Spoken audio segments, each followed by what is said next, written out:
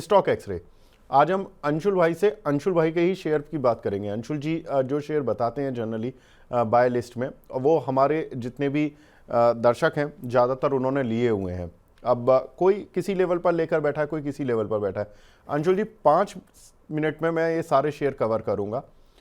चूँकि फ्राइडे पर हम बात कर रहे हैं, मंडे को जो मार्केट होगा वो हम यही बात कर रहे हैं कि शायद ये लेवल ना मिले हमें, क्योंकि मार्केट या तो अच्छी खबर से ड्राइव करेगा या बुरी खबर से और ख़राब होगा। लेवल्स बता दीजिए सर कि किसको कहाँ पर बाय करना है। रिलायंस इंडस्ट्रीज़ कहाँ पर बाय करें और कहाँ पर प्रॉफिट बुक करें? सर रिलायंस मेरे पर्सनल पोर्टफोलियो में है तो बाई सेल की सलाह नहीं दूंगा। बट सपोर्ट जोन 1376 है, अगर टूटती है तो 1328 ये अगेन रीटेस्ट हो जाएगा बड़े ब्रेकआउट का। आइडियली यहाँ पे अगर किसी के पास नहीं है तो उनके लिए एक्यूमुलेशन जोन है। ऊपर में 1450 का एक रेजिस्टेंस है, जैसे ही निकलेगा 1533 तक आ सकता है। अगेन मेरे पर्सनल पोर्टफोलियो में तो बाई सेल की सलाह नहीं दूंगा। ठीक है sir. Adani energy solution sir, इसमें कौन सा लेवल रहेगा जो कि मंडे को हमें बाय करना चाहिए, अच्छे या बुरे समय दोनों में? और ऊपर खुले तो और नीचे खुले तो?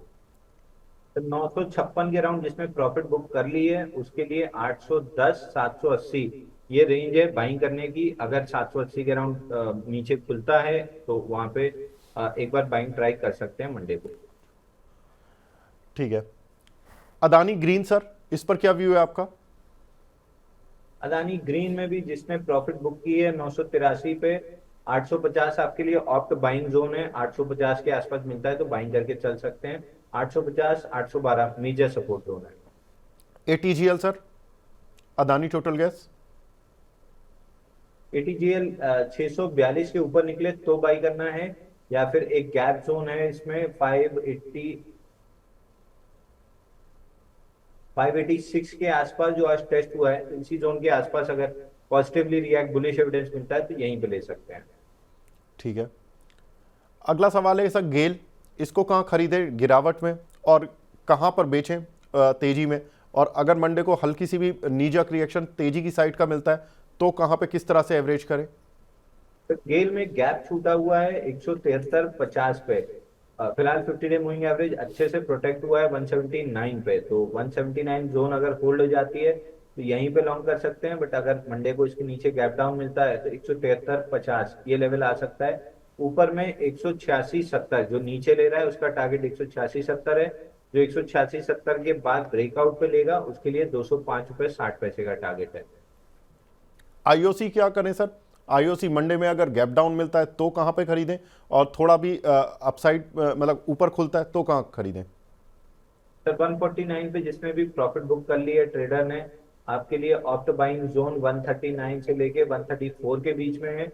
बट मोमेंटम एक्सपेक्ट कर रहे हैं तो बहुत ज्यादा आपको जल्दी नहीं मिलेगा। ट्रेडर इन्वेस्टर कैटेगरी का स्टॉक है। ऊपर में 145.10 एक रेजिस्टेंस है, 149.50 बड़ा रेजिस्टेंस है। और सर नीचे में मिले तो कहाँ खरीद लें? 139 134 की जोन में। 139 और 134 की जोन में, ठीक है। सर इरिडा, इसके बारे में बता दीजिए। 154 149 ये बहुत अच्छी बाइंग जोन है। ऊपर में 178 45 187 70। ठीक है। टाटा स्टील सर, इसमें क्या करें? ये भी मैं पर्सनल पोर्टफोलियो में सर बाई सेल की सलाह नहीं दूंगा।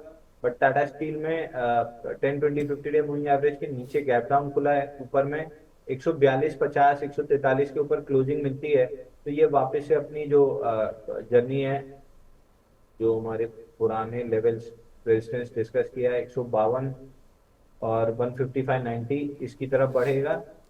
ऑन द डिप्स मेजर लो है 138 के आसपास, तो 138 स्वीप करे तो एक्यूमुलेशन होना चाहिए, या ऊपर 152 155 90 ये जोन है जहाँ पे मेजर सप्लाई है। ठीक है सर। जियो फाइनेंस लास्ट सवाल रहेगा, सेकंड लास्ट रहेगा। जियो फाइनेंस, इसमें क्या करना है? 232 मिले तो बाई, 281 मिले तो प्रॉफिट बुक। ठीक है। और अगर हल्का बहुत ऊपर मिले तो कहाँ पर, किस लेवल को तोड़ के मिले मंडे को तो कहाँ बाय करें? 245 50 डे मूविंग एवरेज था, अगर ये प्रोटेक्ट हो गया तो यहीं बाई करना चाहिए, नहीं तो डिप्स पे स्ट्रक्चर सपोर्ट 232 का है। ठीक है। L N T finance sir, इसमें आपका view? L&T finance 50 day moving average और एक गैप छूटा हुआ है 154.50 के आसपास, तो 154.50 के आसपास मिले तो इन्वेस्टर्स एक्यूमुलेशन स्टार्ट कर सकते हैं। ठीक है, तो आज स्टॉक एक्सरे में हमने अंशुल जी से, अंशुल जी के ही शेयर पूछे और ज़्यादातर लोग इन्हीं पर सवाल भी पूछते हैं, तो हमने सोचा कि एक मंडे के लिए हाथ से क्या रणनीति हो बाय सेल की वो हमें तैयार कर लेनी है कि मंडे को कौन से शेयर हमें तैयार रखनी है। अपनी एक लिस्ट बना ली है हमने ये 10-12 शेयर की, और इस लिस्ट में से कौन से शेयर हमें बाय करना है, कौन सा सेल करना है, ये सभी हमने लिस्ट तैयार कर ली है। अंशुल भाई, एक दो क्वेश्चन और ले लेता हूँ, फिर मैं आपको बस जस्ट फ्री कर रहा हूँ। मुझे पता है आपने रात मुझे एक मैसेज लिखा था कि 11:55 पे सर फ्री कर देना है। अभी आपके पास 2-1 मिनट? नहीं, एक आध मिनट तो है सर। एक आध मिनट है ना, चलिए ठीक है। एक दो सवाल है सर। डी लिंक, इस पे क्या करें?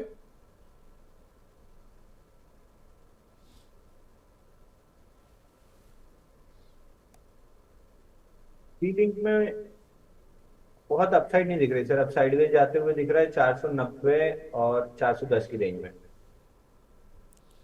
अच्छा, एक सुपर चैट आई है सर अर्थ पटेल जी की, M&M फाइनेंस, इन्होंने बाय किए हुए हैं 3400 शेयर 271 के भाव के। अंशुल भाई, इसमें क्या करें?